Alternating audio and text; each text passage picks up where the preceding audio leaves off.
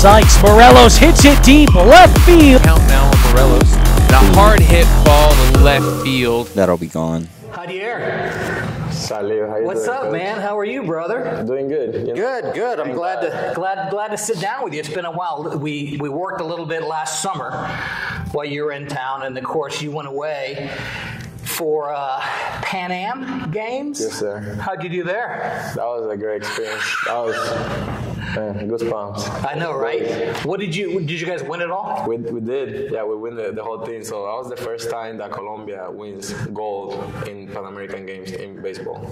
Sweet. First time in history. Okay, so what was your role in this whole thing? What did you do? In the team, that was the big team, like the Colombia big national team. So I was kind of like the utility guy. Yep. And the guy in the first off the bench. So I was always ready to go run, pinch hit, run, pinch run, go play outfield. It was challenging, so something new I did. Yeah. But I'm glad that I got to do it with the guys that I did. Yeah, because you're middle infielder, but really you're left side infielder. You're a shortstop, third baseman. But on the Pan American Games, you got straight dudes, right? Yeah, so little outfield. Oh yeah, I whatever. got the chance to play left field. Yeah. And then I squeezed in some third base, second base, but it was mostly my duty in the team was stay on the bench. First guy off the bench, you gotta run in the last inning. I gotta get there and get ready to score from first to home. There you go. And you guys won gold. And we did. So that was my first time with the national team, with the big team. And I mean, nothing. I got no regrets. No, man. No complaints. That was like the best experience ever. That's a pretty good time, man. And that's where you're from. You're from. Now, let me get this right. Make sure, because we met in college. We did. St. Pete College. You went to junior college, and I was helping that program out for just a short period of time, and that's where you and I met. But you're from Cartagena. Cartagena. I'm going to mess all of this up. You're from Cartagena. You're a switch hitting shortstop, but you went to St. Pete for high school. You went to Northside Christian. Why? How? Tell me about that. From Cartagena to the States. Pete, yes. So my brother at the time, 2013, 14, he was playing professional with the Phillies. Okay, who's your brother? Jadier Morelos. Okay. He played with the Phillies during that time, and he got here, Clearwater, Florida, where they had spring training, and Raul Hernandez was the chaplain for them at the time. We happened to be our baseball coach at Northside. Okay. And my brother just talked to him about me and his interest on bringing me here to the States, because he didn't want me to go through the same path he went professionally, where he had to go to the Dominican, Venezuela. Yeah. You kind of bounce around, right? Yes, and then you never know. So he was like, I want my brother to be well educated, and instead of going through the trenches in the Dominican and Venezuela, I want him to start off in high school, and if he's good enough, he can go play college and eventually make a pro one day. But he did that for me, so he helped me out to come here and get to the school, and thank God and thank to everybody in the school that make it happen. Yeah. But he didn't go to Northside. He went pro right out of South America, and then helped you get to the States because it's an easier track. Yes, maybe not easy to try to go play professionally, because at 16, 17 you can play, but to make it here, you had to fight against the Dominicans, the Venezuelans, and that's what he didn't want me to do. Yeah. Which I understand why, because you never know when you get that release letter. Yeah. He didn't want me to go through those rough ways that he went through. Right, and then if you go pro, then college is pretty much burnt. It's a one-way street, and you're right. You're corralled in with all those other dudes that are outside the United States. And it's a tough place to be. Yeah, I credit it to God. I give all the glory to him, because at the time my dad was also a Colombian area scout for the Phillies. Yeah. So, and I met your father. Yes, you did. Yes, I met your dad. So he was working with them, with the Phillies, and I mean, my brother was here already playing with the Clearwater Treasures. So everything worked out perfectly for me to be able to come on Northside and experience something new in the family. Prior to that, though, prior to getting to the States, English was, I mean, you were Spanish. So when you got here to Northside Christian in St. Petersburg, How much English enough to get by? A little bit? So that's a whole other story. So my English obviously wasn't there yet. Yeah. Maybe it wasn't there at all, right? And after I came here to visit in 2013 and get to know the school, get to know the people but my English was really just, hi, how are you? And that's it, right? So they say if you are able to learn English in a year or two, maybe you can come and eventually get to go to school and play baseball or whatever. And so the first time they did a Skype call to make sure I was doing better at English. It was like 2014, and it didn't went well. It did not went well. No good, huh? No bueno. No, at all. It was definitely a challenge of me trying to learn English because I was in Colombia, so I was living normal life in Spanish and then trying to go to English classes. But after I didn't pass that time, I wasn't able to come here. I told my dad straight up, don't enroll me into the normal school. I'm going to only English Academy. Okay, so you said, I don't want to do a little bit, I'm just going to do a lot. Yes, I'm not going to just be there for like 4 hours a day. I'm going to be there for 8 hours. Just like, that was my school.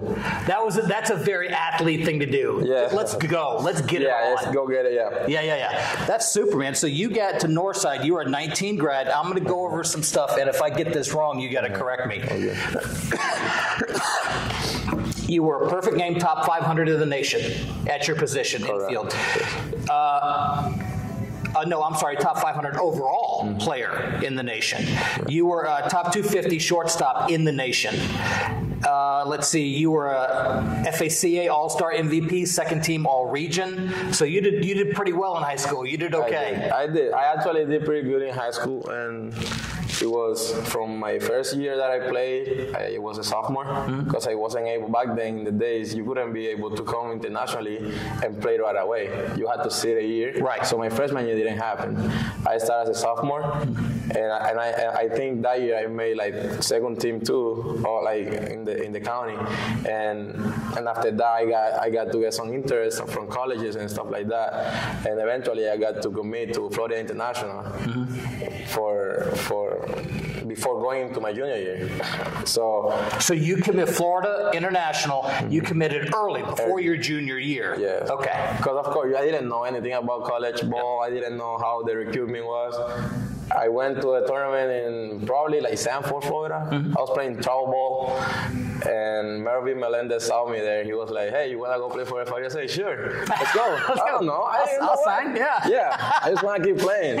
So that was another good experience I had to have. And then obviously junior year came, senior year came, and as year went on, I started getting better and better.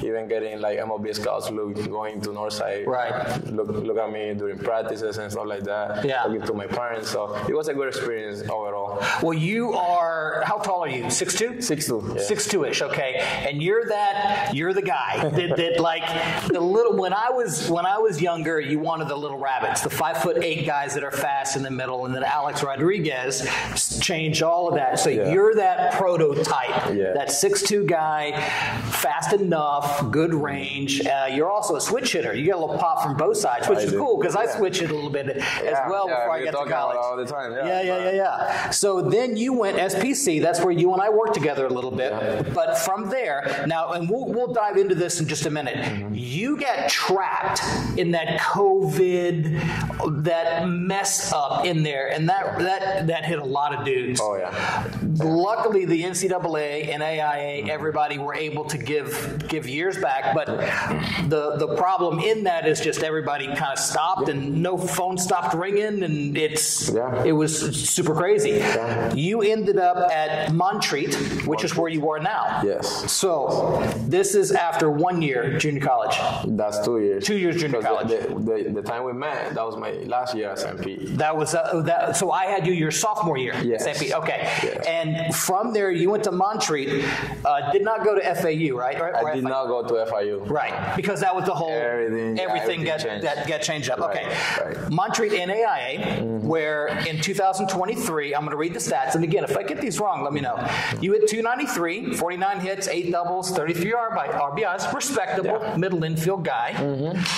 Okay year. Okay year. Yeah. 2024, you hit 323 with 53 hits, 37 runs, 29 RBIs, 6 doubles, 6 home runs. You were the AAC Player of the Week twice. Once. Yeah.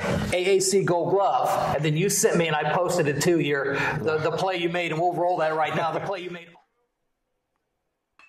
And there is Morelos diving to knock it down. Fires over to first somehow.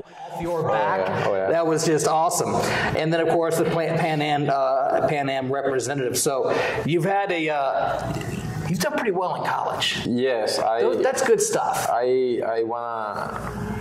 wanna say it's all God. Yeah. Yes. Like without him, without God, I wouldn't be able to go to St. Pete College. And after 2020, it was very a year that nobody knew what was gonna happen. No. Right. So I was always hoping. Yeah. That I can get my 4 years of college. Yeah. To be able to play those 200 games that everybody wants and get to those 200 hits. Yeah. And I was like, wow, 2020, what's gonna happen now? Am I ever gonna play again? Because it was that bad, Nobody knew. Nobody knew. And now that we are coming to the end now of my college career, I'm like, thank you, God, because without you, who knows, right? Yeah. Now, I know your faith is very, very important to you. We're going to talk about that in just a little bit. We're going to also talk about the mental part of the game because I know those two really are together for you. Yeah. But the journey from Cartagena to the U.S., what's baseball like where you grew up versus what is baseball like here in the States? Baseball, where I'm from, where I grew up, and to be honest with you, baseball is like everything for those guys that want to be a baseball player. And since we're in the Caribbean, so we get all those influences from Cuba, the Dominican, in my coastal city, and you grow up playing baseball like in the streets. You play baseball stick and the bottle cap, and that all you wanna do is be the next Edgar Renteria, right? You wanna be the next Julio Teheran pitching. Right. You just want to follow those guys that went, because you see them now. Julio from my same neighborhood, I saw him growing up, and when I saw him making it to the big leagues, I'm like, if he did it, why I can't? I will do it too. Yeah, because he lived there. I live here. And my dad was his instructor from when he was 6-7 years old. Yeah. So my dad took Gio Urshela, Julio Teheran, those guys, Mary DeLoria, those guys are in the big leagues now. My dad taught them how to throw a baseball. I'm like, I got a head start because my dad taught you. So that's kind of nice to you, Dad. Your dad. Sitting and say that's good. Exactly. That's a jump. But then, just like me, there is 200 more kids trying to do the same thing. So it becomes like, is do it or die doing it, right? You just want to be there. All your family is hoping for you to get them out of the neighborhood, right? You wanna just be successful at it. Sometimes you cannot deal with failure. Yeah. Sometimes you can't afford failure. If you go for 4 in front of 20 scouts, your mom and your dad, they're starving. They're waiting there. No, it's the gravity, the heaviness of that in areas outside the U.S., and we take this for granted in some areas of the U.S., and of course you don't, obviously, because you grew up in a neighborhood that doesn't have the money and the means and stuff, so you're looking for a way out. Exactly. You're looking for a way up. Oh, yeah. You were able to do two, though. I mean, your older brother, pro ball. Yes. College for you. Now that's got to make your father and your family very proud. Yeah, all my family, we've been very blessed. My dad, he tried. He was always trying for us to do something with the sport, because at the end of the day, he wanted that too. He wanted to be the Jackie Gutierrez back in the days. Yeah. Colombian, right? Orlando Ramirez. Yeah. And he didn't make it, but he was hoping for us. My brother made it. When my brother made it, he had another perspective with me. Oh, he sure. was like, okay, let's just stop the path here. Look how is really what we're doing. He's like, hi there, go to the States, get your education, and eventually you're good enough, you'll play somewhere. So your older brother was the one. Well, now your dad is a pro ball guy, Exactly. but he was the one that went in a path that was tough, like right to pro ball. Yeah. And look, when you go right to A ball, you're just they purposely don't know your name. Exactly. Because in a month you're going to be gone. There we go. So my brother kind of broke that pattern of either stay in Colombia until I was 16, 17 and sign there and try to work my way up, or let's do something different and change the culture. Maybe a little bit more stable, something you can step your way up, and which Montreat, that's academically that's academically strong. Yes, you gotta be able to know what you're doing. Yeah. But thankfully, to what my brother saw back then, is not only helping me, it's helped so many kids. Like, you have no idea how many kids, when they're 16, 17, 18, they don't get signed. Yeah. They look at me. They say, hi there, I want to go play in the States. I'm like, you gotta come here to study, right? And he's like, yes, I wanna go study just like you're doing. And so many kids have been able to do that transition after my brother did what he did with me. Well, and the private schools do a fantastic job of bringing in guys like you and guys that are looking to use the system certainly to their advantage, but also use the system in the right way to move. Like you said, when you first come in, you're not eligible for that keeps them from dumping guys and getting rid of them. So, I'm going to spend a year. I'm going to get my English right. My academics are going to struggle and then so you do it the right way and moving up. And now you said that you've got lots of kids back in your neighborhood, back in Cartagena, that are talking to you and your family about your process, how you did that. Yes. And you're able to help them. I mean, I'm sure that happened quite a bit too in the gold medal, all the Pan Am stuff. Was that at home? Was the Pan Am stuff at home? That was in Chile. That was in Chile. Santiago, yes. But that was why, because, now, even though I wasn't professional, I still be able to go play with all the professionals for the Colombian national team. Right. And they were like, who is this kid?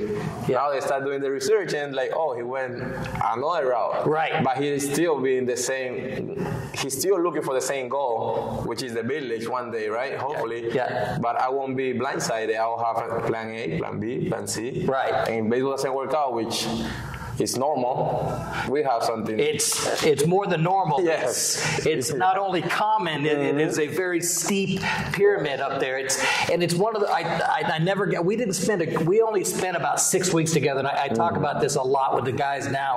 In high school, it's a sport. When you get to college, it's kind of a sport business, but when you get to pro ball, it's a straight business. And your brother and your father will tell you about it. And I was a scout for a long time, and it's one of those things where guys will get released not because they're not playing well, because they need a spot for a new guy. And it's like, well, I didn't do anything wrong. I know. I'm sorry. Yes. Sorry.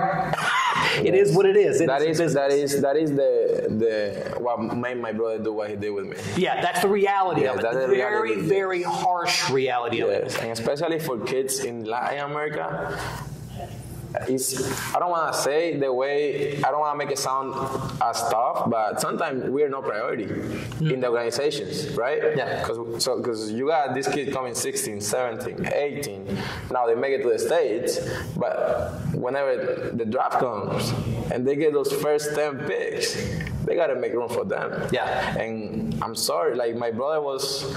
if you look at my brother's numbers, they are good numbers, right? But unfortunately, J.P. Crawford, a random guy, right? Yep. Nobody knows him. Yep. He gets there, first round pick for the Phillies, 2014. my brother was a shortstop too. Mm-hmm. They said, "Hi, I'm sorry, buddy, but we got this. We got to release. We got this future star coming." Right. We got a guy coming up. Yeah. So I mean. Yeah, it's tough, it is. man. Yeah, and this is another thing we talk to guys about. They don't understand, and this is why we do podcasts like this. They don't understand, especially the parents, of the very truncated or very condensed timeline you're on. You have 4 years in high school. In college, you have 5 to play for, with the exception of the COVID thing. Yes. And in pro ball, your brother will attest to this. If you're not moving up in 4 years, they are moving you out. They're making room. You got to perform immediately. So that need to perform in high school, not too bad. College, okay, a little bit more. But in pro ball, you need to be up. Yes. You need to go. Yes. So it's There's rough. no And you're room right. now. The island kids are tough because there's so many. And now it's not just the island kids. Taiwanese. You've got Koreans. You've got Australians. I mean, it is a broad spectrum. And now the draft is only 20 rounds. Right. So yeah, it's getting real. But what I can get out of whole my journey is I've been able to go to school, everything paid for, thanks to baseball, and I couldn't get nothing better than that. That's gonna be the highlight of my life. I agree.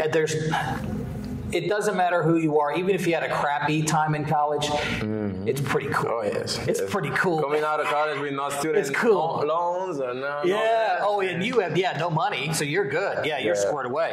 What was, if you could name a challenge from when you started as the young kid coming up in Cartagena, what has been the biggest challenge, setback, anything like that for you? Was it COVID? It was COVID? Definitely COVID. So me, 2019, I go into the fall for St. Pete. Yep. We do the whole fall. It was something new, of course. I was just in high school, going now into college. In St. Pete, you get kids that are, 22, 23. Yeah. Because, junior colleges, we get Latinos, we get... It's a wild, wild west, Europeans. Man. Yeah. So I was like, whoa, this is different than high school. Yeah. Right? So now I had to, really fight for a spot. Fast. It's fast. And very Yeah. fast. So we're doing the whole conditioning and running, and it was something hard. It was hard. Yes, Very new. Very new and very hard. Yeah. So I go through it, everything good. Thank God I made the team for the spring. And so I actually got the second base spot. Okay. I got that for the season. Of course, I was fighting to get the shortstop spot, but we had a very good Venezuelan kid at the time that he was a sophomore. Yeah. So I understood that. So me and him, the shortstop, second base, and we start playing in 2020, right? The game speed up 100 more points, right? They don't know. Yeah, they don't know. Unlike here playing against HCC and Pasco Hernando, and I'm like, these kids are good, man. Like I remember my first game they do the spring tournament, the very first tournament, in Sanford. Yeah, the big one. The big one where Chipola and everybody come. My Yeah, goodness. Yeah. We happened to play Northwest Florida the first game.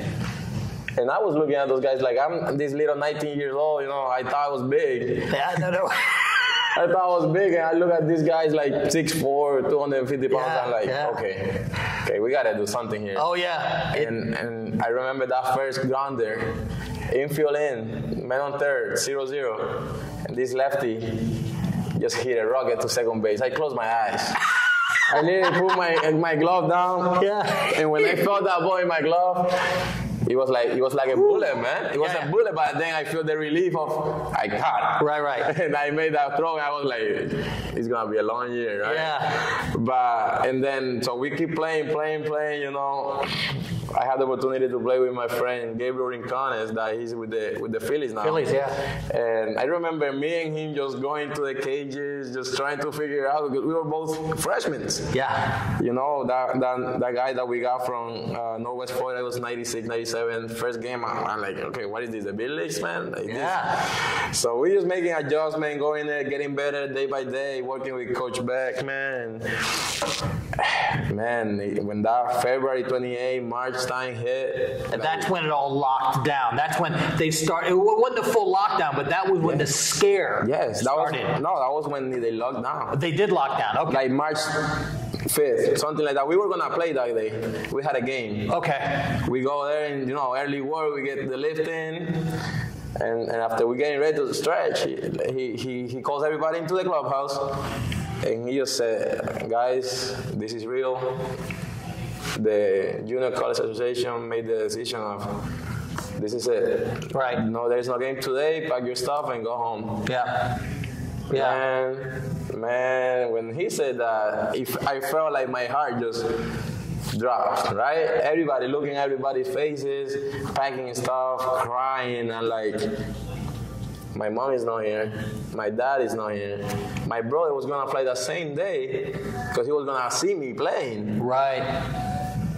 And I'm like, what am I gonna do? Yeah. Yeah, because your family is 2,500 miles away. Yeah, and the airports are closed. And you can't fly. And you cannot, I was renting, we were renting those apartments in front of the college. Yeah. And I'm like, who's gonna pay that rent? Right. Because we were getting help from San P. Yeah. But now there's no San P. Right. Right? Now it's like, what is it gonna look like? Right. And nobody could explain, it's a virus, everything's shutting down, and there was such uncertainty. Can I buy groceries? Or am I going to be able to buy groceries? And it was craziness. So that year then, that was shot for you. Yeah, it was zeroed out. So my brother comes into town that same day. Oh, he was able to get in. Yeah, because he was in the States. Okay. He flew in, and then he's like, what happened with the game? Like, I don't know. They just say the season is over. Right. And he's like, wait, what? So, and then like 2 days after they close everything, airports, and like now we're in lockdown. Yeah. And when I'm telling you, I went through it, Leo, I went through it. Yeah, we talked a little bit about this. Mm-hmm. It hit you. Yes. You're one of the ones where it really hit you hard, that isolation. Yes. I guess. Yes. So let's talk about it. Oh yeah. So when that stopped, and this was your brother at that time, he wasn't a player anymore. He was he's still with the Phillies. He's a Rover, right? Yeah, he was over. He was released from the Phillies. Right. He was that year, that 2019 in December, he played in the Colombian Professional League. Yep. And he was gonna go to the Caribbean Series. Well, everything fell apart. He didn't end up going there. For some reason, he didn't make the team. Okay. That he was playing with. They get played for other teams, right? Yeah. So they replaced him. Internationally. Exactly. That's for Caribbean Winter Bowl, right? Yeah. And they do this Caribbean series where they get really exposure to like the Japanese league and those leagues to get contracts. So he was hoping for that. It didn't happen. Winter Ball is important. Oh yeah. It's a big deal. People don't know. Yeah. You go to Instructs or Winter Ball or something like that. Yeah. That's a big deal, especially internationally. Oh yes. So whatever happened, mm-hmm. and then he came here. He came here. He came here because he was just done with his college. Yeah. So he was gonna come here to try to find a job. Yeah. Because he went to school after he got cut from the Phillies. Yeah. And then, he's sitting with me in the house and like, what are we gonna do? How are we gonna make money? I'm like, don't ask me, bro. I'm only 19. Yeah. With only like one semester of college. Yeah. And he's like, well, we gotta figure it out. I'm like, I don't know. So the next day he comes and said, we're going to Ohio. We're going to Ohio. I said, where? I never heard that before. Yeah. Ohio, like the state. I'm like, okay, because we have friends over there, and they were working into the essentials, where like fabrics, and they make stuff for like the daily living, and those companies, they didn't close down because it was essential. So paper towels and toilet paper, boxes, and so that was an essential business. And face masks. Yes. Right. Yes. So they still, while everybody else was shut down, they still had to produce that stuff. That's where you went. And we went there to work. To work. Yes. So you stopped playing college like that, and then within a week, you're in Ohio. Packing boxes at 5 a.m.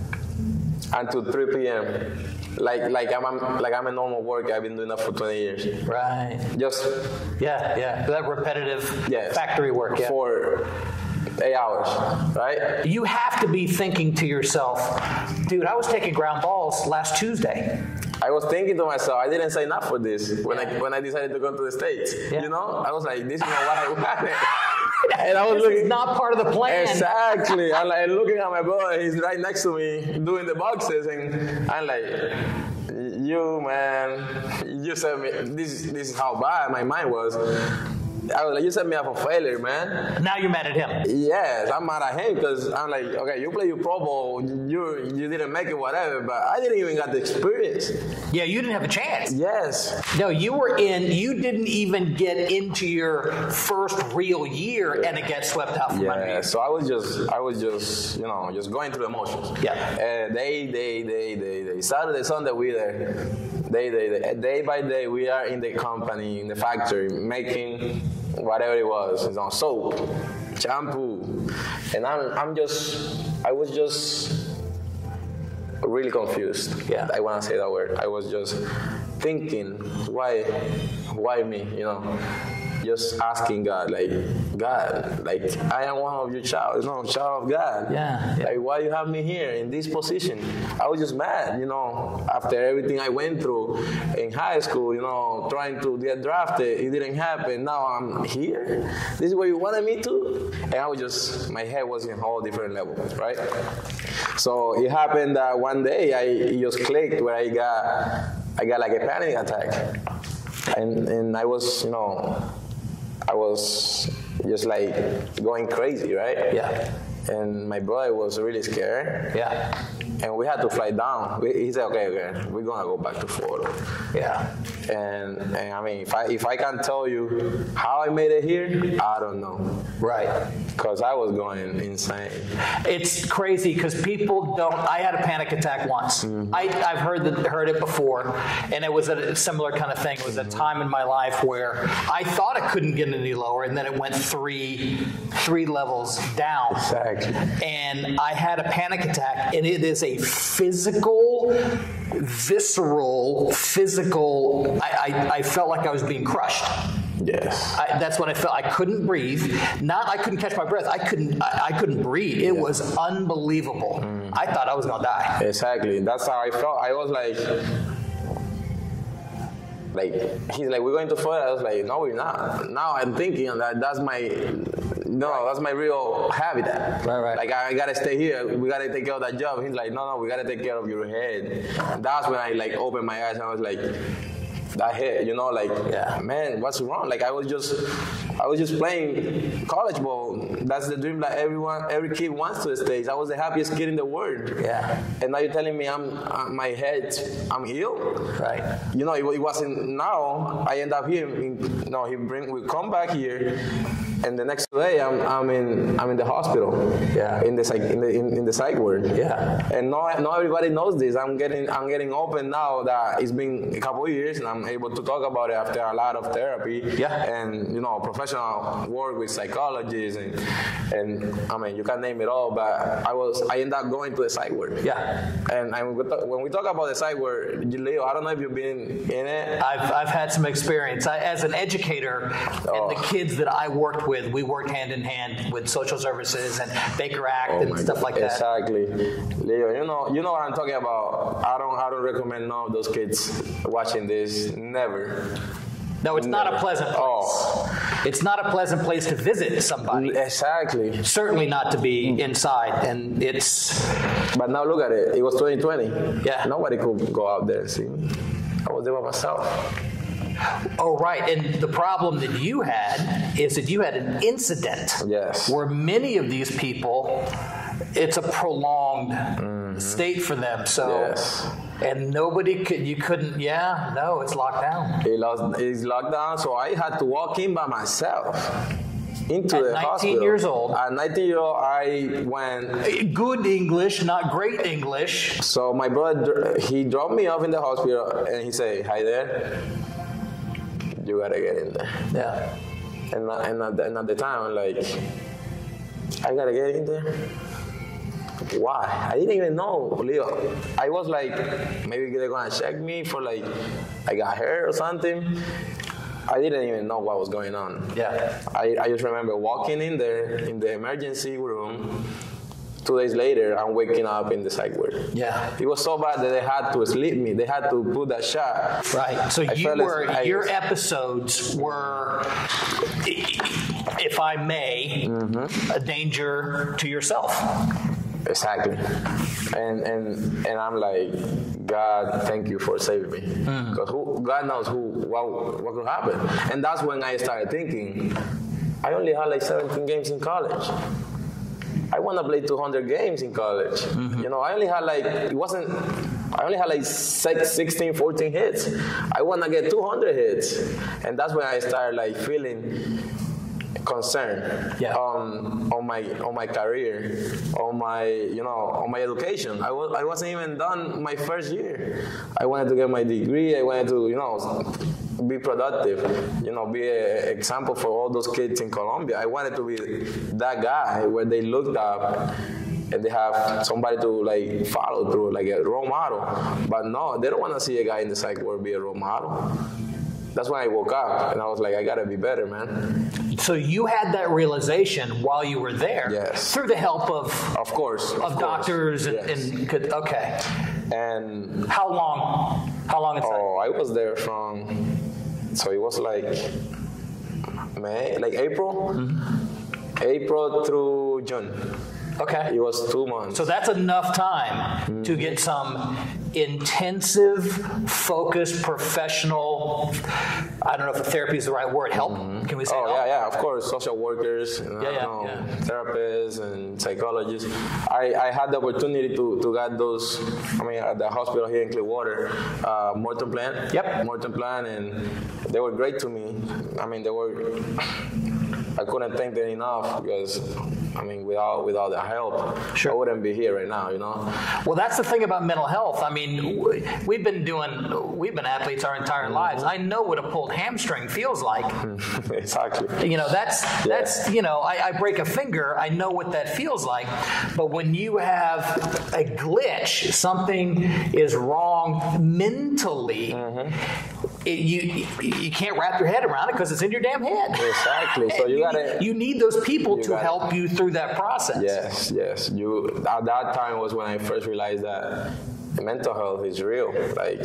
So many kids even in baseball, they want to play that tough kid role where they just want to go and they don't want help from anybody. They can do it by themselves.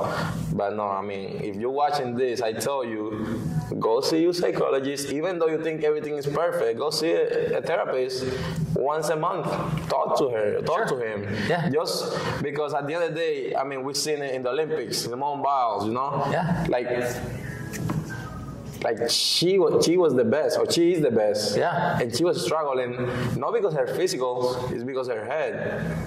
Right? And sometimes we just think that everything is gonna be physical. Every time you just hit the ball 500 feet, or touch every single grounder. But no, sometimes you cannot get to that grounder because of your head.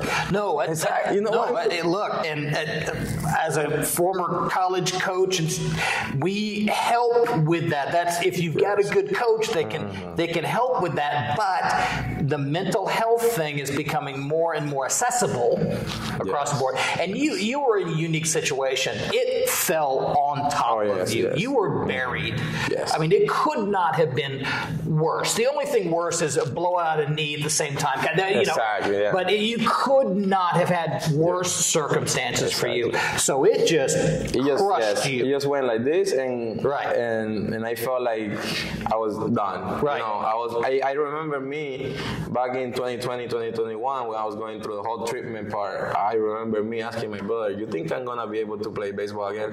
Who were you asking? My brother. Your brother. Okay. I asked him one time we were driving.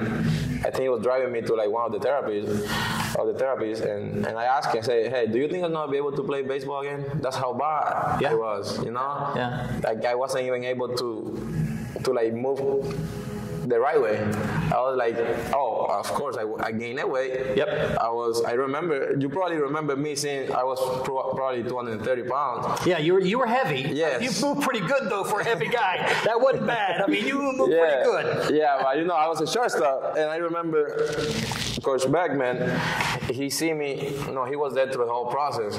Thanks him too. And when I come back, he looked at me and he said, here you go. He handed me the first base bat. He's like, yeah, buddy, you're gonna play first. Because I was. That's a lot. Yeah, it was. And mental health is just something that people take it. Well, let me ask you this: can we, and if we touch on anything that's uncomfortable, you just tell me to stop. We can move on. So when you were struggling, okay, was it? Through this process, was it lethargy, like you couldn't get out of bed? Were you angry? Were you just all over the place? Give me a little bit of a description of what it would look like for you. Mm-hmm. So from the time I went to the psych ward, and when I got out, that was the true process of getting back up. When I was able to come back home, and that's a 3-day. You're in for a minimum of 3 days, right? Oh yeah, but that's a Baker Act. Yes. And then from there, you kind of have to earn your way out. Yes. But remember, Leo, I went there and I didn't get out at the 3rd day. Right. I went there and it was 2 months. Yeah, you were still working through. Yeah. I think it took me 3 days to wake up from the shot. Yeah. Right. From the sleeping shot. Because I wasn't sleeping well. I was waking up at 5 a.m. Yeah. And probably going to sleep like 3 a.m. Yeah. And overworked on my feet the whole time. I was just tired, overwhelmed, and just confused. Shut down. Yeah, shut down. And a lot of thoughts.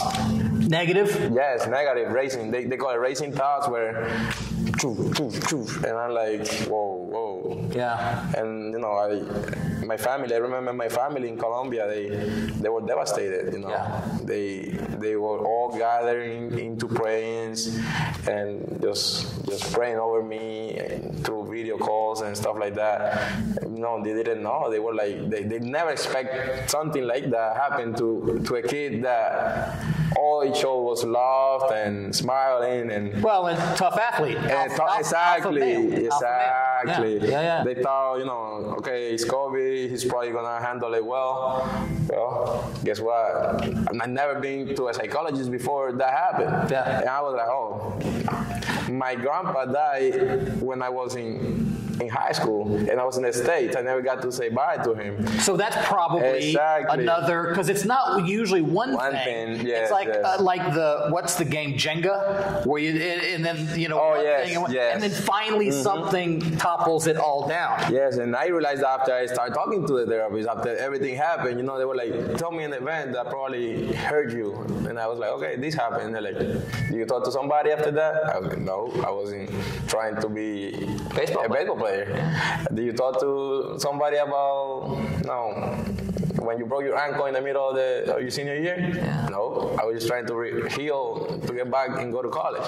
And I go like, okay, this is maybe why, probably maybe not, this is why you reacted the way you reacted. Yeah. You just collapsed. Yeah. Everything just came down. Right, and you couldn't help it. Mm-hmm. Yeah. It was what it was. It's not something you can fight off. Exactly. Like the hiccups. Yeah. You hold your breath and it goes away. It was something that I have to let it go. No, I was crying. I would sit in bed and cry. Okay, so emotions are all over the place. Yes, yeah. and be mad and jail. Right. But those things I had inside of me that I never was able to express it to anybody, because I was trying to be, first of all, I had to be good at school. Mm-hmm. And if somebody hit me, I had to just let it be. Because if I swing back, that's what I'm thinking in my head, They don't talk about that too much. Exactly. You're held to a higher standard, and I'm okay with that. I am okay with that. Mm-hmm. But I've had to deal with guys in college, and they have off-the-field problems. And certainly during that time, time, if you've gotten off the field of problems, we were able, depending on how good a player they were, because you won't do that for players that aren't very good. Now, with social, all that said, really, it's not, you can't, I mean, you can't fight back. You gotta... You can defend yourself, certainly, but now you got to deal with it. No, yeah, but you got to deal with it with your coach and the AD, and it's a whole thing. And the thought I had in my mind is like, okay, I was the first international student that we had at Northside. So I'm thinking to myself, if I do anything bad here, they just gonna send me back, right? Because they don't have to keep me here.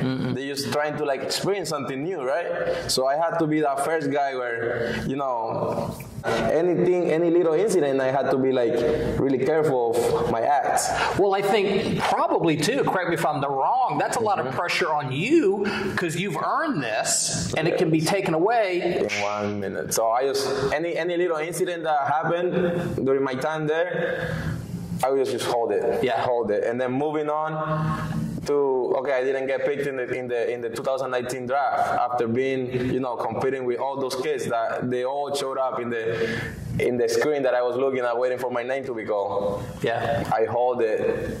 I move on. I don't get to go to FIU. I hold it. I just go to SPC, and then everything clicked. Right. Poof. That's the thing that, I would imagine, and then of course going to Ohio and because it was rough. Well, brother, I tell you, that's a harrowing story, and it's tough to hear. Knowing you, it's such a good dude, and like you said it before. Let's go play baseball, man. Exactly. Let's go. And then get kind of throttled and just swept off your feet with this. It sucks. And thanks to my family and thanks to my parents that they always show me that we had a God, that we had Jesus Christ, and everything happened for a reason. Because it could be worse. If you don't have Jesus in your heart, it can be a whole different story than what happened to me. Thank God I have my brother right next to me, and he was able to take care of me at the time, but because if he wasn't there, who knows? No, I would be arrested. Because he was the one that he swept you up and took you back to get help. Yes. Okay. I didn't think about that. Well, having met, I haven't met your brother, but I met your father, and it's an obvious, incredible support system that you've got. I met your sister. I met your little brother too. Not so little brother, but meeting them, it was obvious you guys are a very close family, and your faith being something that you can, and to help me with this, you can count on, you can lean on, you can. Yes, so that faith for you, that's part of it. My faith is my biggest, my biggest weapon. My faith. By faith, I walk by faith. Like I said, when FIU say you want to play for me, God, thank you, I'm going to go. Okay, it didn't happen. Okay, I'm going to go to SPC. Okay. And I remember me at SPC, just that second year when we met, I was just trying to keep playing. So I was just always constantly praying to God to find a scholarship where I can pursue my education. I wasn't even thinking about baseball at the time. Now I'm just wanted to be able to pay my school. I just want to stay here and go to school. Exactly. So when Coach Beck, Jason, he called me and he was like, "Hey, buddy, we would like to have you here." And I'm like, "Are you sure?" Because I'm like 250 pounds. So if he sees this, he's probably gonna laugh. But he's like, "Yeah, we was gonna let you come here, and we're gonna see where you'll play." Well, you can hit. Yeah, exactly. Thank God I didn't lose that skill during the whole process. But I couldn't play short. But I remember walking in at Montreat, which is now this is after junior college, just where you are now, Montreat. And where is Montreat? Montreat around Asheville, North Carolina. North Carolina, right? Yes, it's 15 minutes away from there. And this is just, this is the same town where Billy Graham was born at. Yeah. And Reverend Billy Graham. Yes. Yeah. The pastor. Yes. Right. And once you walk into those the Montreat gate, you feel like you're like in this like beautiful place, and it's just so peaceful that when I walked in there for my visit, I told it was my mom, my little sister, and my brother. We went on the visit, and I just thought that like I just feel so peaceful here. This is after the whole struggle that I went through mentally. Yeah. And when they heard that from me, I just felt that they had that relief of saying, "You can come here." Yeah. And I remember just visiting, looking at the place, and it was just so beautiful that I just fell in love with it.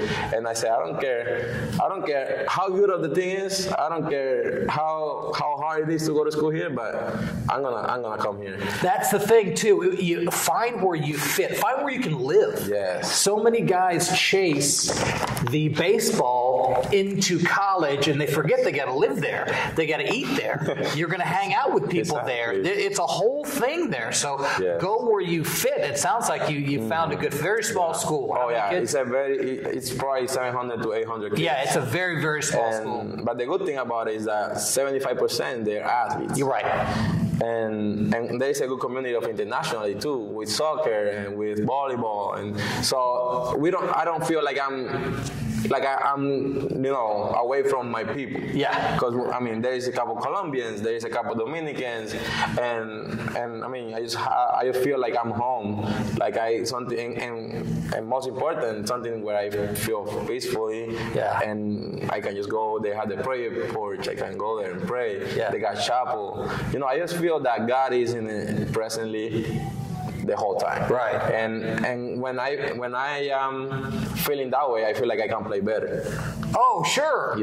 Yeah. Instead of like dealing with other cities that they might be tough. No, and guys do it all the time, and you recruit, and this happens a lot in junior college. You recruit guys, you get them in August, and by December you're going to lose 3, guaranteed. Mm-hmm. And at least one of them, he's just out of place. It's just not a good town or college. It's just isn't a good fit. Yes. And it's tough because it's expensive and it's a lot, and you lose credits, and it's a big deal. So taking that visit, you'll never be 100% accurate, but finding the college, the places you can go. You want to go D1? Sure. Yeah, we all do. Oh, yeah. Yeah, we all do. But look, man, at the end of the day, go where you can dig your heels in. And like you said, you're around your people. So most of the student body are athletes, so they know the grind.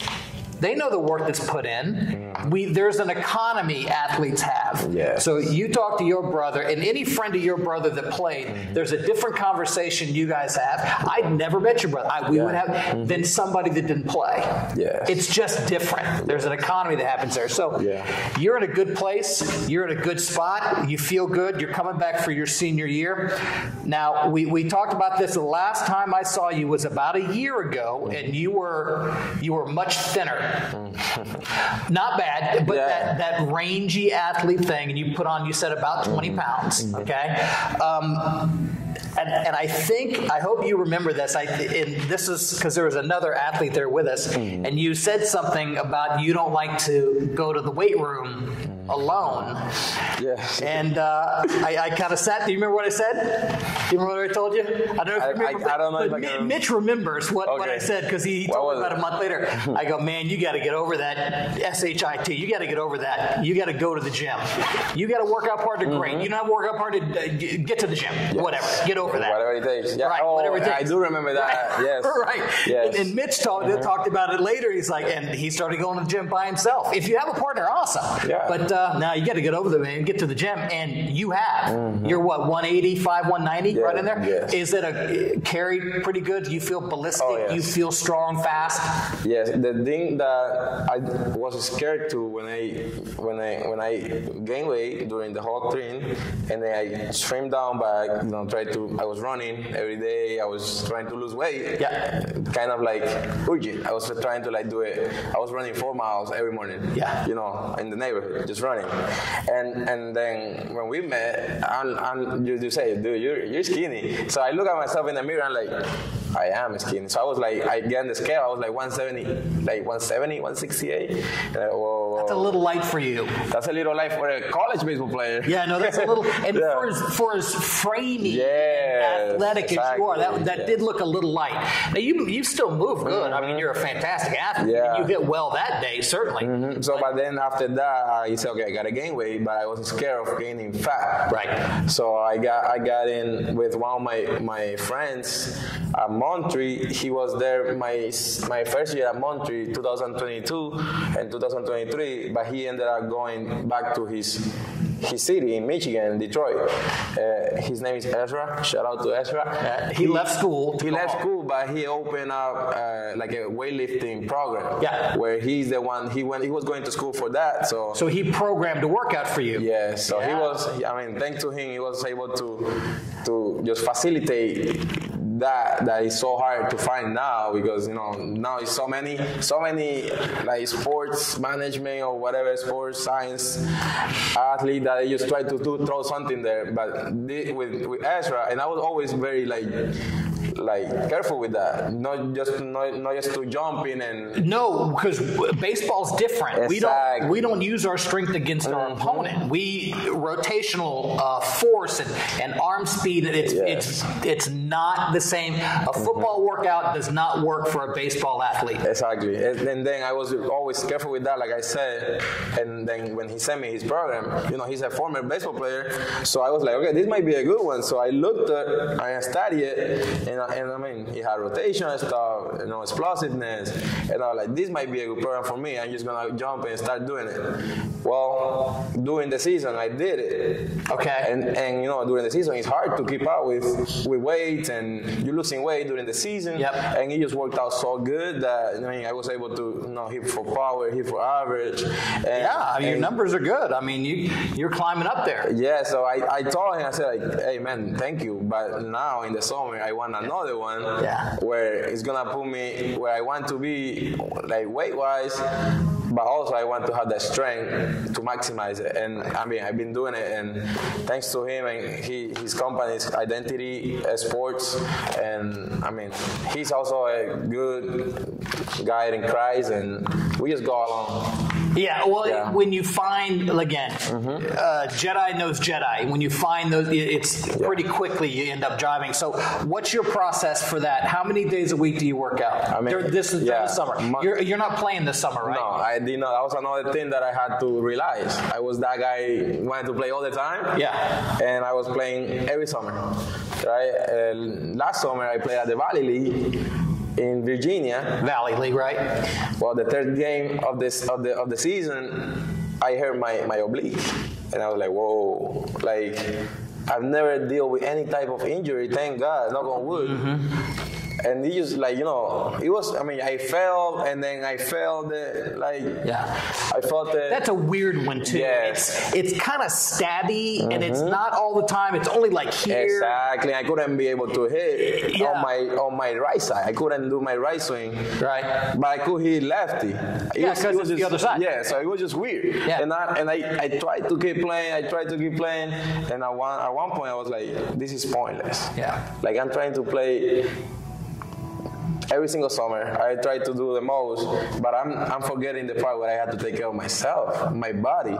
If this body here is not ready 100% healthy, it's not gonna produce what you're hoping for. It doesn't translate to feel. People don't realize, as athletes, especially baseball players, football, the collisions are the warnings. It's like, that really hurt. But in baseball, it's such a grind.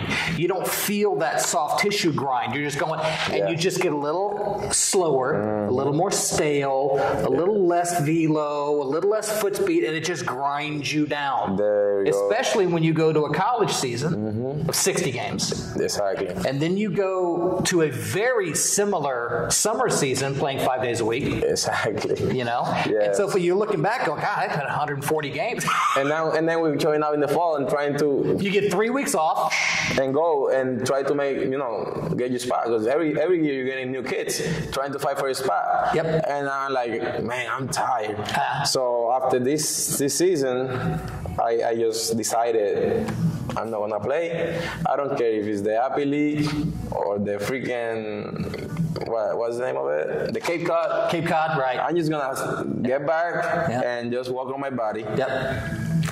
And then if it's gonna happen at the end, all it matters is me playing in the season. Well, and I think you give yourself the best opportunity physically for your last year of college to be that guy. Yes. You know, to be that high producer guy that you expect that can play instead of just flopping down at the finish line. Yeah. Now you've got a second win. So how are you working out 5 days a week? I work out Monday, Tuesday. We take a break on Wednesday, and then we go back on Thursday, Friday. Okay, so you do a 4-day, you do a split. You do a 2, 1 off, 2. Yes. And give me highly intense, high explosive. Give me an idea of it. What do you, because it's different for everybody. Yeah. So he does a good job on the percentage. So we have a heavy low week, then we got the deload week. Yep. And with that, explosiveness is like always there.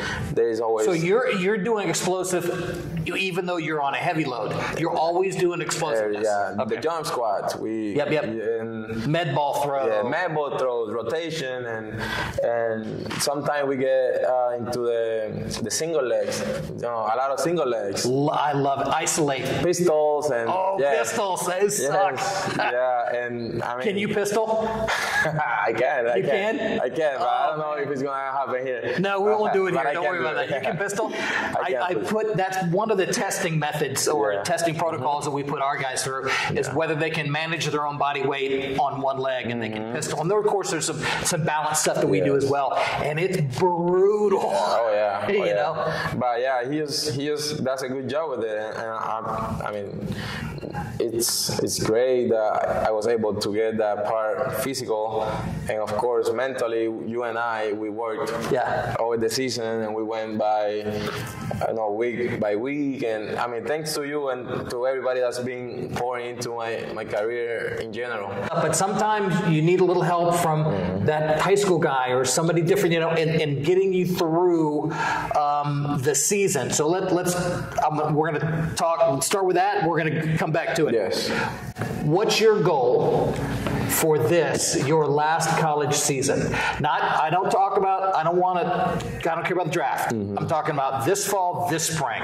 Yes. You came in, you hit 293, then you hit 323, got some great recognition in conference. What do you want out of this one? For my last season, to be honest with you, I want to finish up healthy.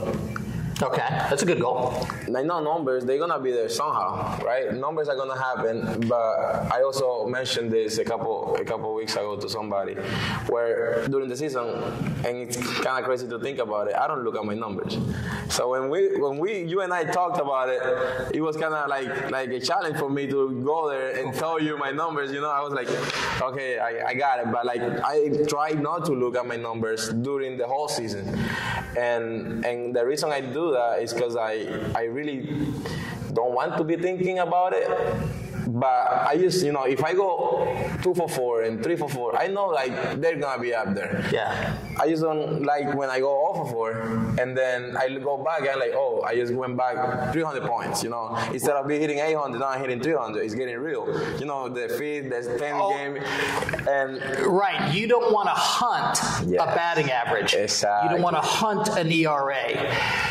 That is unbelievably important that you get, I hit 500. No one cares. Yes. No one cares, okay? You're the only one that really cares about that. But I'm going to challenge you a little bit right here. We'll do this a little bit right here. Yes. Let's not say, I want to hit 400 or anything like that. From a numbers perspective, okay?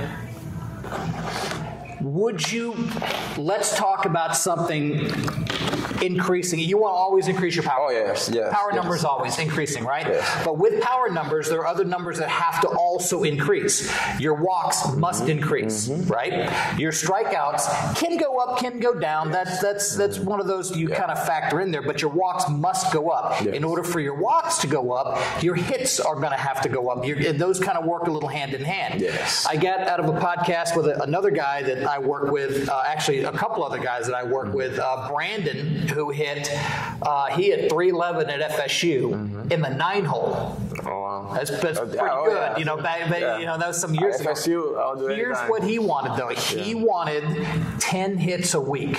That was his goal. He didn't care about his batting average. He didn't care about his power numbers. The overarching goal was for him was to get 10 hits a week. Yes. So I'm going to challenge you to think about, and you can change this anytime you want, right? Yes. How many games do you play a week? We play about 4 games. About 4 games a week. With the midweek and With the midweek and a weekend kind of thing. So you're going to get 4 at-bats a game, right? Yes. 4 at-bats a game. So that's 16 at-bats. Can you get 7 hits a week?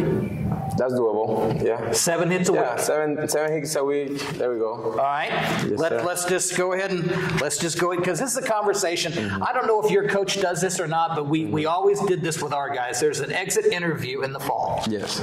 Here's what you did in the fall. This is awesome, and this is our expectation of you. We want you to be our starting shortstop. You know, it kind of sets you up. We're jumping way ahead. Yes. This is a spring goal. This is a whole nother meeting. Yes. So this is the conversation I've had hundreds of times. Yes. 7 hits a week. Okay? Now, we back into it. That's the goal. That's the goal. Yeah. Right? Yeah. But you back into it. What you're going to play 4 to 5 games in the week, right? So then what are you going to do to get these 7 hits a week throughout the week? Monday, Tuesday, Wednesday, Thursday, Friday. So what's your T work going to be? What's your soft toss work going to be? What's your BP going to be to get these 7 hits a week? Exactly. That makes sense? Exactly. Yeah, because we can say 7 hits a week or 10 hits a week, but if you don't put a routine, how you're going to do that. Exactly. And that's what with the conversation we got in with Brandon, and also now Brandon hit 311. One of my guys, Brian Cox, hit 393 at FSU and went in the 25th round or something like that. He went from 260 to almost 400. Wow. His whole thing was he had a goal. He didn't tell me what his goal was because he didn't want to get off this topic, and that's a podcast I'm going to post in a minute. Yeah. I wanted to win batting practice. There you go. I wanted to be the guy that got the most hits and bat. He was with J.D. Drew, and he was with Morris, and he was trying to hit bombs when he hit 260. Yeah. And he was 150 pounds, you know. Then his goal changed. He almost hit 400. Exactly. He was an All-American. I want to get the most hits in batting practice. That was his goal. And then we talked a little bit about his process. So, T-work, soft toss, BP, right? Yes. And this, I'm being your coach right now. Yeah. I'm your coach at Montreat. Okay. So what's your T-work routine going to be to get 7 hits a week? And here's, for you, you have a thing in your swing, which is super common for switch hitters. And I don't know if you remember, I'm going to put you on the spot. When you're hitting from the left side, do you remember the thing I kept telling you? We kept talking about the last time we hit? When you, especially on the ball the other way. Do you remember? It's been a year. Largo, staying long through the ball. Yes, your left-handed swing likes to lead the elbow instead of leading with the hand. Yes. And same thing, this backhand kind of cuts, and you end up cutting the ball. Yes, and the flare. And a little bit of a flare, right? Yes. So on the T work, that's lead arm, back arm, kind of. So you'll have something to do. So long on your T work, right? So that's what you're working on the tee. Yes. Trying to stay long through the ball. Would that get more hits, staying long through the ball? Of course. Of course it would, right? Your bat path go through the zone longer. So you don't have to be perfect. Yeah, exactly. Like sometimes you might be missing it, but the bat is coming through the zone the whole time. That somehow find the barrel. And you're off by a little. So work with soft toss. Yes, soft toss. You can do the same thing. For a guy like you, I like to say, so there's 2 series that we work, and we never got a chance to advance to this. There's north, south, and east, west. Okay, yes. So north and south, we didn't do. Okay, so north and south is inside, outside. So you're working on driving it away. The next pitch you're turning on, and so you can shape your swing, right? And then we worked on north, south, where it comes in hard, where you've got to really shorten up, and then it glitches on the changeup, where you've got to stretch it. Yes. So that may be, and this is one of those things where you'll put this together. And then in batting practice, for you, I would imagine middle, right? Yes. Driving the middle. Yes. So putting together your routine, and if we're run long, you tell me. No, okay. Putting together your routine that, and usually in the fall, it's a lot of volume, and then as you get through the fall, you do less and less, and then it becomes your pregame. Yes. So putting a pregame routine, tee work, soft toss, BP, that's what you need to get 7 hits a week. Yes. And then here's what happens, right? Here's what happens. So you go week run, you go, Sunday to Sunday, you're going to have to look. Yeah. How many hits did you get? Yes. You're going to have to look. Yes. Do you care about the batting average? No. Did I get my 7 hits a week? That's it. And now here's the thing, okay? Let's say you got 4. What happened? Then we have this conversation. Yes. And it always starts with the same question. Did he get you out, or did you get you out? Yes. And then that's when you start talking. It's like, I'm pulling off the ball, coach. Okay, well, what should you do? See, when you're doing this as a coach, you're going to eventually start coaching. Yeah. The more questions you ask, the better they get. Exactly. The more stuff you tell, they shut down. There's too much. Yeah. It's too much. Exactly, yes. So, and if you want to do this again this year, talking about that approach, what are you doing in conference? Because conference is different than non-conference. Yes. And with this over, or you get 7 hits a week, all those other numbers will take care of themselves. Exactly, and that's what I like to do. I like to simplify stuff like this. I like to talk about it, look, and make sure I'm doing my routine. Because I know if I put that work in, sometimes sometimes it's gonna go for 4, but that's okay. That's baseball, part of the game. Sometimes they're pretty good. Exactly. Sometimes you go 4 for 4. Sometimes you go for 8 for 8. Yeah. But then if I work, I will have no regrets. I'm saying. I didn't work. That's why I didn't hit. Right. I just want to make sure I get my routine, and I stay healthy, and I help the team win. Yeah. I just want to be a key part of the team, and if we win and I don't hit, I'm still gonna be happy because if we hit and I'm playing, so I did something. Right. I had to either catch a grounder, I had to throw somebody out, something, bunt it. In some aspect of the game, I helped it. Yeah. And that's what I go by when it comes to the season. I want to play as much games as I can, because if we end up having a winning season, and I was part of those games, that means as that guy that plays shortstop, that guy that every other kids are looking at as captain. But I don't like to be called like that, but I did something good. Maybe not even in the field, but outside the field. Talk to the guys, to the youngers. Be like, hey, come. Not even if you're not playing, you can be part of the game. Well, and the thing about, and I approach a captain title very, very differently than others approach it. But it's what they're watching what you do. Exactly. So something like this, that you come in 30 minutes before everybody else, you get a tee, and you start. It's that. Those are the powerful moments. Getting a few extra ground balls. Taking a freshman. Come here. Take ground balls with me. That's a good goal. 7 hits a week. Yes. That's what we're going to work on this year. And we'll do little check-ins here and there, stuff like that. And we'll talk about your and the process always changes. Yeah, it's of course. never the same. You got to adjust. It's just part of the You game. adjust, you win. Exactly. Right. I remember having this conversation with one of my instructors back in Colombia. He's like, he played in the big leagues. So he talked to me one day and he said, you know why I played in the big leagues? I bet I know. Consistency. Boom. But then he said another one. He said I was able to adjust not a bat by a bat, but pitch by pitch. Oh yeah. In the big leagues, it's crazy that if he can have maybe a little less the ability, like the skill wise that I have, but he was able to adjust. Oh yeah. You know, when you see Felix Hernandez throwing you, and then after that you got Pedro Martinez.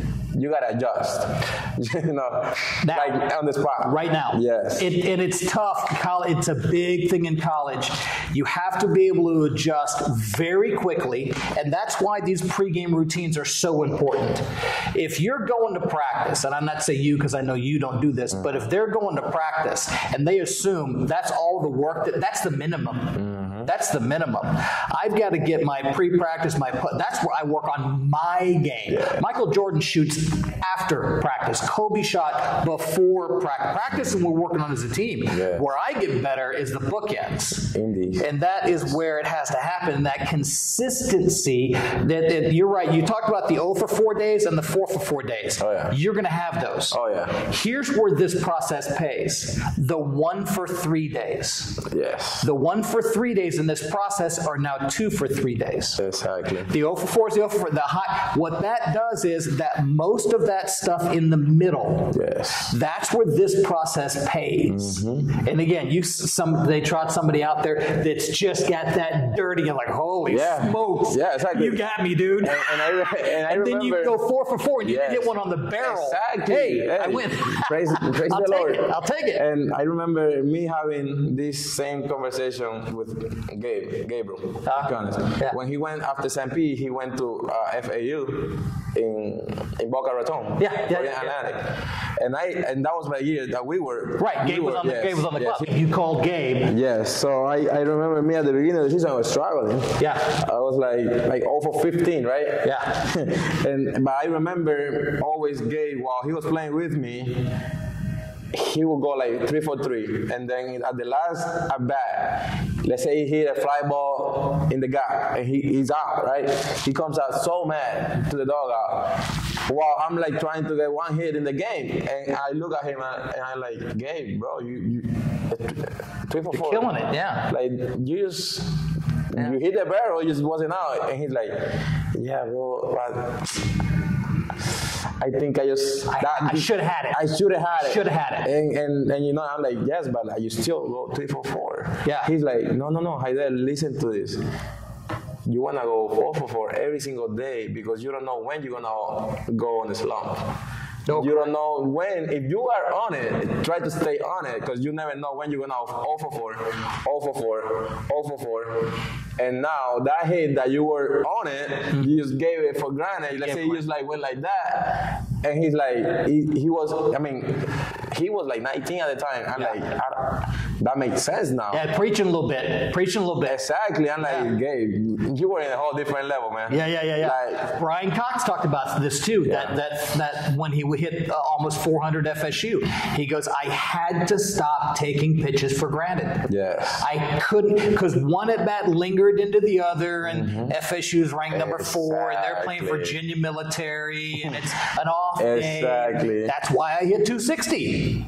And then I call him. I say, hey, can you tell me like a couple of advices? I'm struggling, coming back from not playing for a whole year. Like just help me get back to my all me.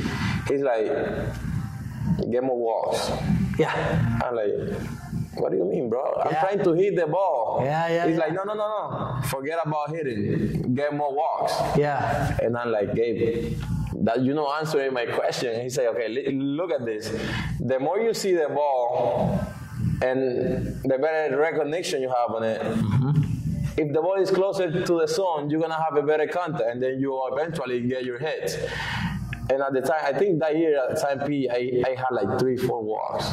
Yeah. And swinging at everything. Exactly. Swinging at everything. And he's like, just get more walks. Yeah. And that changed the whole, yeah. You know. So what he's saying is select better pitches to attack. Bingo. Spit on it. Exactly. The biggest transition a freshman hitter makes from high school to college is being okay hitting with 2 strikes. They hate hitting with 2 strikes. You're going to hit with 2 strikes in college almost 50% of the time. Yes. You have to be okay hitting. Now, I'm not saying protecting the plate because we work. We don't protect the plate. We are attacking, right? We're attacking. Yeah. You're going to be in a 2-strike count almost half the time. You have to be comfortable with that, and then just spit on it. Take your walk. Take that pitcher. You know, let him give him a couple. Yeah, exactly. Give him a couple. And he was we call it using your count. You know, you get 3 swings at it, you know. Use your count. When Mitch, you hit with Mitch. When Mitch is getting his walks, he's getting his hits. And in high school last year, he didn't get there. It was a little bit weird in the playing thing.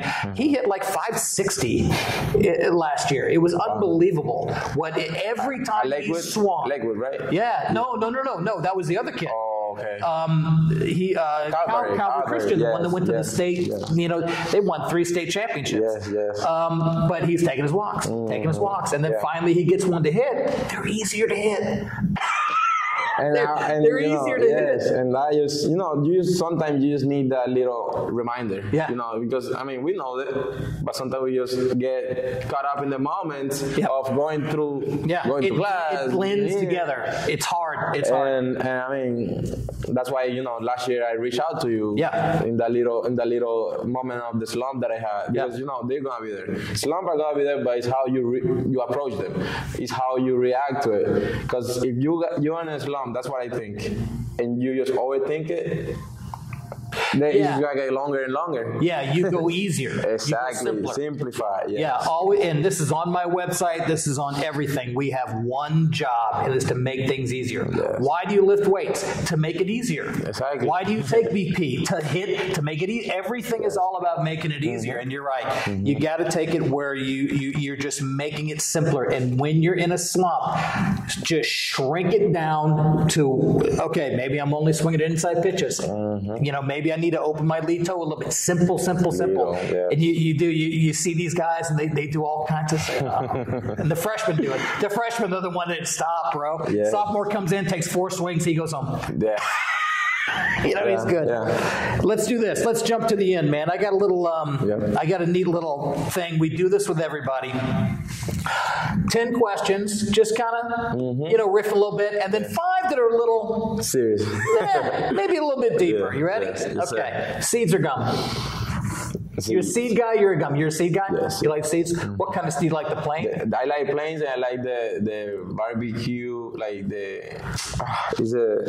like the salty and the sweet ones? Sweet? It's like dill pickle or maybe vinegar kind of thing. No, they are like sweet and sour. Sweet and sour. Okay. Yes. But you like the seeds? Yeah, seeds. Now, okay, do you go one at a time, or do you one at a time? Yeah, see, I can't. I put them on my bag, and I go one at a time. Yeah.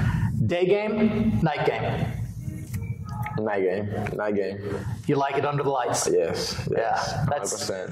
That's. It's just it's something different. Well, and where you are at too, the mountains and it's the trees. It's beautiful. So we don't play a Monterey in our home field. We don't have lights, but then when it rains and it can get floody, we play in another field. That's what we use as our backup. Yes, and it's called Bitley Camp, where we have lights and we play at 7, and those are the days I go crazy. It's fun. I just love it. Yeah, I like the night games too. That was always my fun. It was cooler on me. I was a catcher. It's like you beat down. Night games, 100%. Night games. Right. Night games, 100%. Yes. Grass or turf? It depends. As an infielder, because there's 2 different kinds of turf. Exactly. But if I put a gun to your head and said grass or turf, which do you like? Turf. Easy. You like turf? Oh. Cleaner. 100%. You can count on it. I mean, I can say if he's in the big leagues, give me the natural. Because it will be perfect. Because he will be perfect. But if he's in college, I'll play on turf all day long. Yeah. It's just why making it harder, right? Right. It's easy. I already play in the rocks in Colombia. I don't, right. That's home in the field. Exactly. Right. I don't need no more than that. Home or away? Which do you like better? Home. You play at home? Yes. In front of your home folks, and it's easier. Sleep in your own bed. Yes. Yeah, that's good. DH or pitcher hit? DH. I don't know. I used to pitch back in Little League, and I didn't like when they hit a homer out of me. Right. Get the pitchers out of there. Yeah. Let the hitters hit. Yeah, let the hitters hit, yeah. Long pants, or do you like the knickers? I like the ones like this, the one that you can the Hatis one. Yeah. Down. Show a little sock. Yes. A little bit of sock. That's what Just we a little bit of elastic. Or you take the elastic out. No, I leave the elastic. You leave the elastic. Yes, because sometimes I want to go up. Old school. Yeah. Straight. Okay, I get it. Stirrups, or I'm sorry.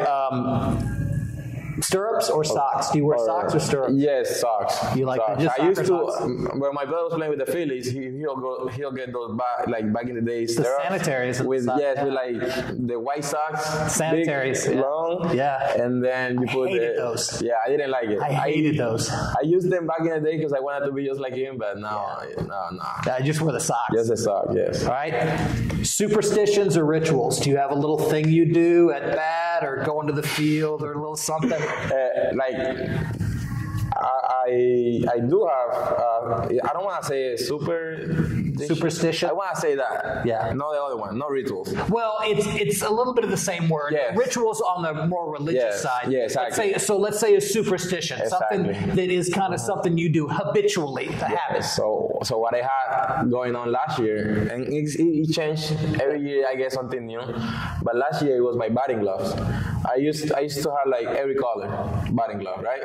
And when we play on the all white uniform, I put the whites on, and I wasn't getting any hits. Yeah.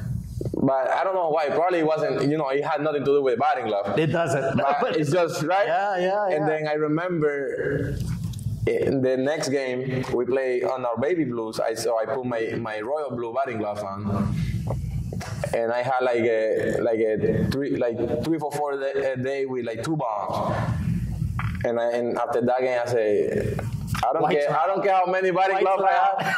I don't care how many batting gloves I have out there, but the Blues, they're gonna stay with me the whole season. Yeah. It didn't matter if it was a gray when we used away with a gray uniform. Blue, like blue all the way. So it was always the batting glove, and I mean it just worked out well. Worked out well. That a boy. Yeah, so little things like that. I don't get too crazy with because some guys they don't wash their socks and stuff like that. No. Sometimes they don't wash their slides. Yeah. Like, dude, you gotta wash those. Yeah, they like I can't smell it from here. I know it's bad. It's bad, right? It's just a baseball rough team. on the bus, right? Oh yeah. So what's in your road trip kit? Everybody has what they like to bring with them. What's your road trip kit? I just make sure I have my headphones on all the time. Yeah. So you want your music?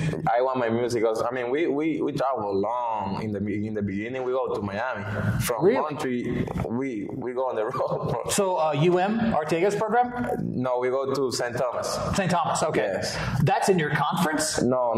Okay. They're non-conference. So the opening series, Coach Beck, since he's kind of cold still a little bit in Montreal, he likes to come down and play Weber, play Warner. Okay. So you're taking a little bit of a winter trip in the beginning, like the northern schools do. Yes. So last year we played St. Thomas, Warner, and Trinity Baptist. Yeah. You'll spend a few weeks on the road. Yes. Okay.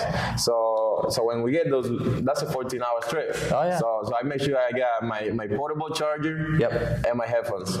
And then just go with it. And you're salsa all the way. That's right, salsa all the way. Attaboy. Favorite baseball movie? Perfect Game. You like the Perfect Game? Yeah, my favorite. And the guys, they can say this year we went on a little bit of run at the conference. The conference championship. Yeah. And we with Tennessee Wesleyan and we took out Union. We did good things and I just remind of that movie and I remember me. it was, it's also finals week. So we tried to finish our finals, and we also trying to win. The conference play is finals week for everybody. It sucks. It's terrible. But I remember me putting just the movie in the TV and doing my finals in the computer. And the kids, I remember some of the players are walking in and like, what movie is that? I'm like, you gotta be kidding me if you don't know what movie is it. Oh, they didn't know? They didn't know. I'm like, so they would just sit and watch it with me. And they were like, at the end, they're crying. Yeah, because it's so cool. Yeah, so I was like, we can be like them, guys. And they're like, maybe. That's your movie then. So perfect game. Yes. That's a great one, man. Yes. All right, sports drink. What's your color? Say that again, please. Your sports drink. What's the color? What color? Oh, my drink. My Gatorade. Yeah. Okay. Red. You like the red or blue? Red or blue? The two, yes. Okay, yeah. I always had a hard time. I can't drink it. It makes me. I just don't like it. I just stay with the water. So you're red or blue? I like to take it back cold, super cold. It has to be really cold. Yeah. That's when it hits better. When it's warm, it's like drinking syrup. It's terrible. I get it. Yeah. All right, now let's get into something a little deep here. Mm-hmm. Is there a loss? Is there a loss that haunts you?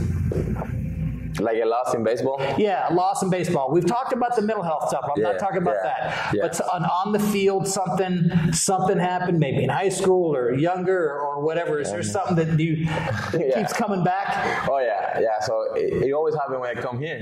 Yeah? When I went in high school. Okay. So we were in the regional finals. Yep. For the third year in a row against the same team.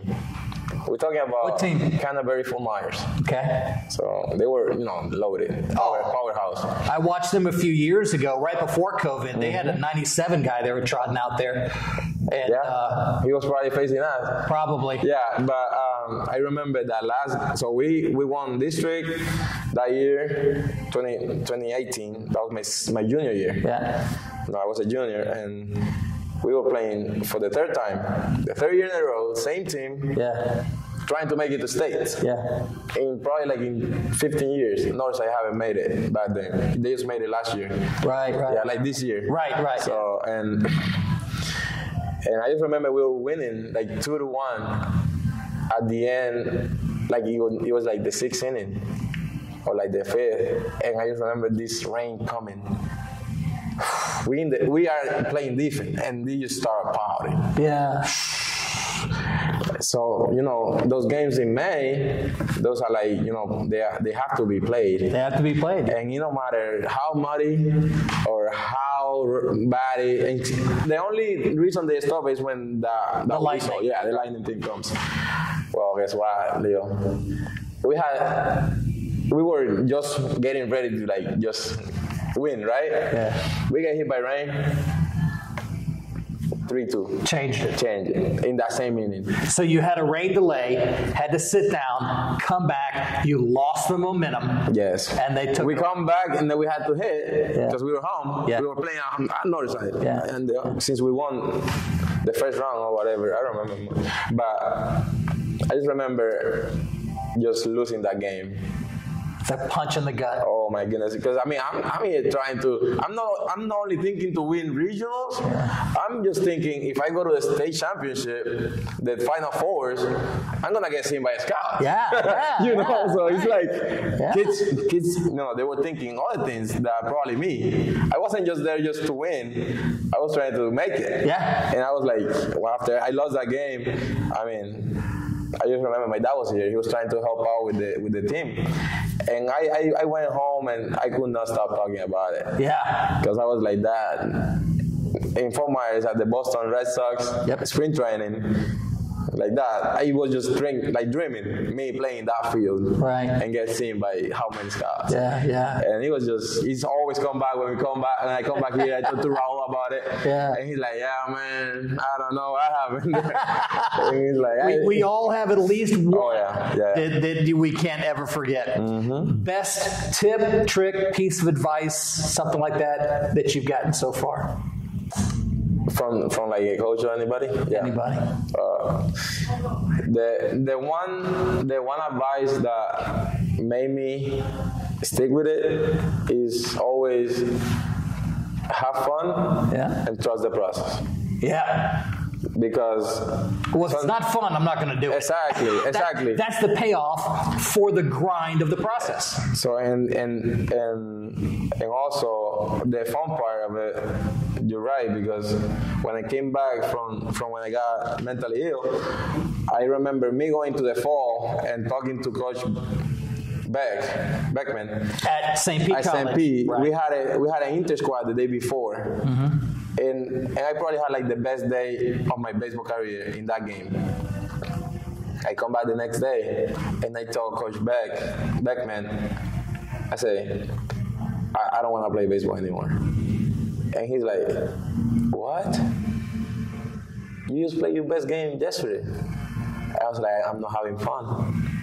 And he's like, and that's when he talked to my brother, and they gave me that year off, right, you know, right. The 2021 season, and he was like, yeah, I mean, if you're not having fun, you can't play it. No, you have to have fun. Yes. Now it's going to be a grind. It's going to be work. Yes. But the payoff is the fun of play or the camaraderie in the dugout, or there has to be a payoff in some way that way. And if you're not having fun, exactly. It is not a game where it's not normal to like hit a home run and not celebrate, you know, and that was me.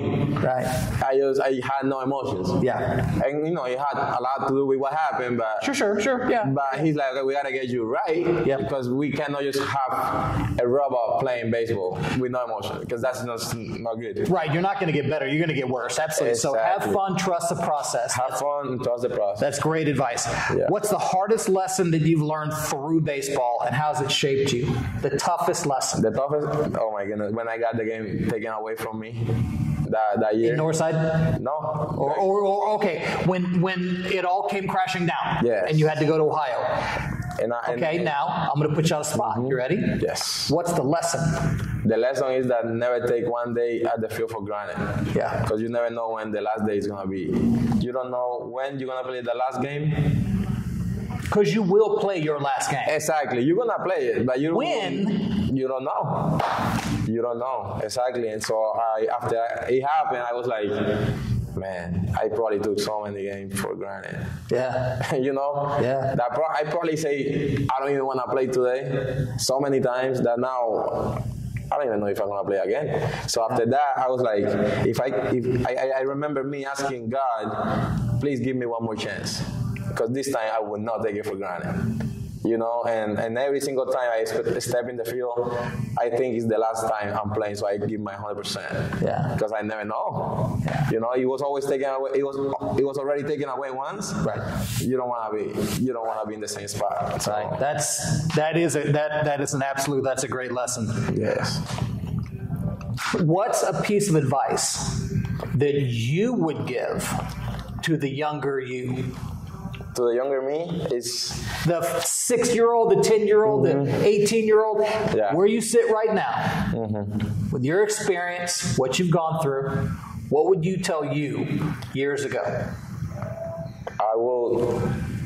If I was me giving advice to my younger height there, I will say that there is more things than just baseball in life.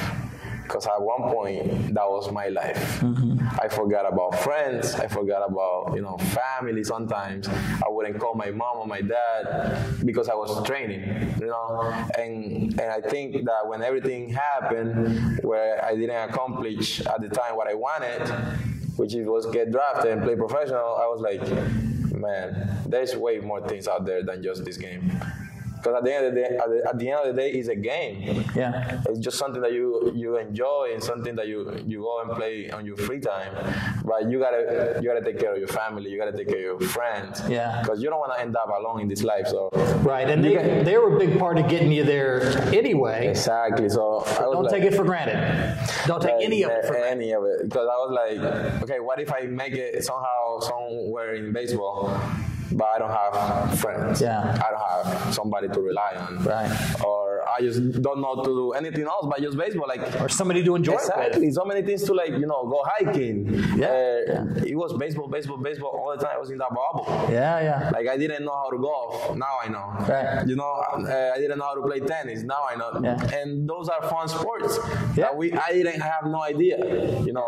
Maybe play pool or just, go out there and enjoy a picnic with my friend. Right. Camping. So many things that I didn't do in high school. Yeah. Because I was just like this, like a horse. It's easy to get tightly wound too. It's really easy to get narrowly focused because then you're so exhausted.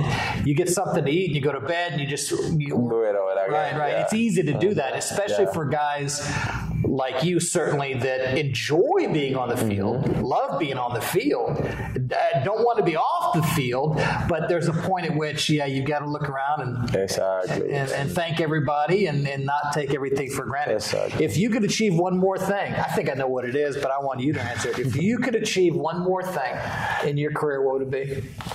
Be part of 2028 Los Angeles Summer Olympics with baseball. You want to be an Olympian? I do want to be an Olympian. That would be my ultimate goal. Yeah. And also, of course, I want to be a big leaguer, but if that doesn't happen, and if it happens, anyways, I want to be an Olympian. Right. And that would be for Colombia. For Colombia, yes. Yeah. So that's my dream right now. Okay. My short-term goal. It seemed long, but those are the next games. No, that's the next games. And in baseball, and so there was a long pause because Europe doesn't do baseball like other countries do, and now it's being brought back, which I think is cool. Yeah, Super it's gonna cool. be awesome. I mean, I can't wait because and in the process of those 3-4 years, I mean, World Baseball Classic is gonna happen in 2016, 2026, and before that we had to qualify to make it because we lost that qualification last games in the World Baseball Classic, so we had to play next year in order to come in 2026 and play in the actual World Baseball Classic. Right. And then after that, you have Pan American games again and Central American, so it's gonna look shorter than what we think until we get. Yeah, no, it's not that far away. Exactly, it's not that far away. Right. Yeah, but that's it. Well, brother, it is always a pleasure to talk to you, man. No, thank you, man. Whatever you need, and I'll be checking up on you through the spring here, that 7 hits a week goal, and we'll go from there. I appreciate your time, Dad. No problem, man. Thank you for having me. You're welcome. God bless.